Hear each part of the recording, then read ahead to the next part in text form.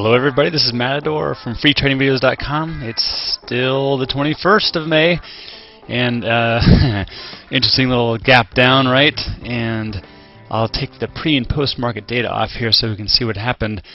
But gapping right down into our support area, just a tiny bit of a rally right up into this resistance. Not a lot of people would see that or draw that in unless they were looking at pre-market data like this, but there's your answer. So support actually breaks down. We ran lower off that support after trying so hard to hold it, and then ran up to resistance, and that's what we're fighting now. So a couple of other interesting areas through here as well, and this is what we have. So if I remove this data, yet leave those lines in there, you'll see something interesting.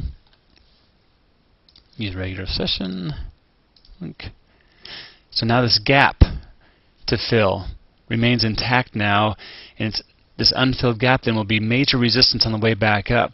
So look at that on a higher time frame, like even a 15-minute chart. It gives you some clues. This $90 mark, if I can zoom in, was the previous gap down we had. Pretty significant, and it took 1, 2, nice little head and shoulders pattern here, 3 tests of that before it could break out on this amazing day. Big gap up, never really looked back. Took a lot to fill that. This down gap will also take a good bit to fill on the way back up. This $90 mark remains very, very powerful.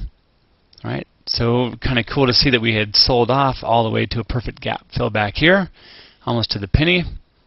And again, the next area I would look for is this 88.50 mark. Anywhere in here, so anywhere from 88 to 88.50 will be a good bit of support going forward, and we'll see if we can hold that today. Looks like the TRINs, if I can bring this up. So the TRIN is right around 1.0, neutral, but had spent a good part of the day around the 2.0 range. That's some pretty good sized volume flowing into stocks that are going down, and only now has it come back into neutral range, while the TRIN Q remains rising steadily, with a little bit of a sell-off here, but still around the 1.5 area. So bearish, with volume behind it.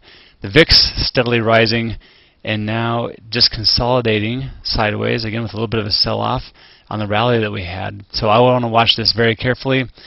Go back to the broad markets, and you can see that this rise in the markets with a little bit of sell-off corresponds perfectly to the sell-off in the VIX with a little bit of a rise. So again, perfectly inversely correlated, at least to my eye. Very good. So that's what I want to do, just a quick run around the markets. On the way back up, again, it's not completely broken. We're still holding up in a high base type of situation, but again, all these overhead resistances and a long weekend coming up. People are kind of looking at this market sideways along with some of this news, right? We already talked about how stocks opened lower on Thursday as signs of further labor markets weakness, anyway, fueled doubts. So that was this morning. They're still leaning on that as a reason for the sell-off, and there's a good little bit of volume behind it. So watch that carefully.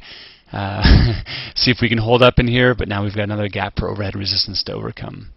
Pretty cool. Thanks for all your comments, everybody. I really appreciate it. And D7's up next with his After the Market Close video, so you can look forward to that.